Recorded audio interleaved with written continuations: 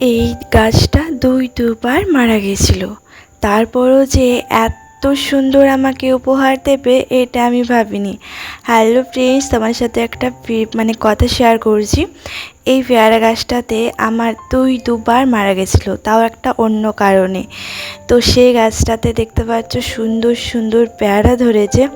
অনেকে বলেছিল এই গাছটা কেটে ফেলে দিতে হবে, অনেকে বলেছিল এই গাছটাতে পেয়ারা ধরবে না, অনেকে বলেছিল এই গাছটা উপড়ে ফেলে দাও, এটা কিচ্ছু হবে না। কিন্তু এই গাছটাতে আমি অনেক যত্ন করে ভালোবাসা দিয়ে একদিন আমি পুঁতেছিলাম। এইটুকু গাছটা ছিল, সেই গাছটা দেখতে পাচ্ছ আমাদের বাড়ি উপর হয়ে গেছে। এত বড় পেয়ারা গাছটা হয়েছে, এত বড় বড় পাতা। সত্যি আমি ভাবিনি যে এই এত সুন্দর উপহার পাবো এই গাছটার থেকে। অনেকে বলেছিল এই গাছটাতে কেটে ফেলতে, কিন্তু না, আমি কাটিনি। আমি ভেবেছিলাম যে যা হবার হোক, গাছে ফল ধরুক কিংবা না ধরুক, আমার এই গাছটা থাক। তাও কিন্তু প্রত্যেক দিন ছাদে এসে এসে আমি দেখে যেতাম যে আমার ফল ধরেছে কিনা। 2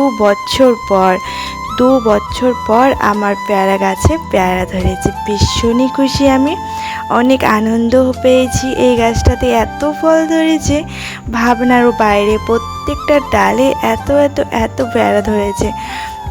আমি ভীষণই খুশি। দেখতে পাচ্ছ আমাদের গাছে একদমই ভর্তি পেয়ারা হয়ে গেছে, পুরো একদম ছাদে ঠেলে পড়ছে।